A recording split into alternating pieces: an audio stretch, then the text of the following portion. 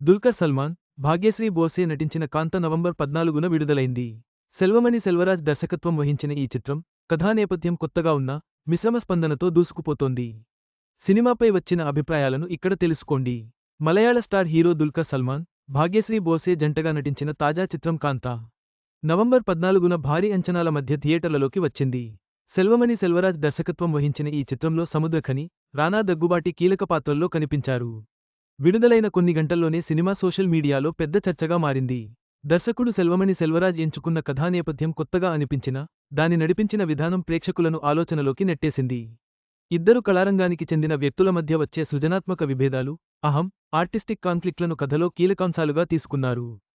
ఈ పాయింట్ బాగానే ఉన్నప్పటికీ, చెప్పిన తీరు కొంతవరకు సాగదీసినట్లుగా ఉందన్న అభిప్రాయాలు వస్తున్నాయి.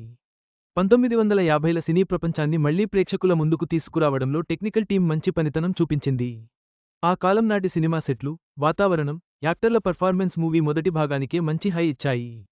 అయితే కథలోని పాతబడి కనిపించే ట్రాక్లు కారణంగా మొత్తం కథనం ఒక రొటీన్ స్టోరీలా అనిపించిందని కొందరు అంటున్నారు. సినిమాలో ఒకవైపు గురుశిష్యుల బంధం, మరోవైపు హీరో, హీరోయిన్ మధ్య ప్రేమ కథ ఈ రెండు ట్రాక్లతోటి కాంతను నడిపించారు. దుల్కర్ నటించిన నట చక్రవర్తి మహదేవన్ పాత్రకు మంచి స్పందన వచ్చింది. భాగ్యశ్రీ అందం, స్క్రీన్ ప్రెజెన్స్ ఆకట్టుకున్నప్పటికీ, పాత్రకు వచ్చిన స్కోప్ చాలా తక్కువ. మొత్తం మీద కాంత విజువల్స్, యాక్టింగ్ పరంగా మెప్పించిన స్టోరీ ట్రీట్మెంట్, నేరేషన్ వల్ల సినిమా మిక్స్ టాక్తో సాగుతోంది. మొత్తం మీద కాంత విజువల్స్, నటనతో ఆకట్టుకున్నప్పటికీ, కథనం, ట్రీట్మెంట్ వల్ల మిశ్రమ టాక్ పొందింది. బాక్సాఫీస్ వద్ద సినిమా భవిష్యత్తు ఎలా ఉంటుందో వేచి చూడాలి. ఈ వీడియో మీకు నచ్చినట్లయితే లైక్ చేయండి. మీ స్నేహితులకు షేర్ చేయండి.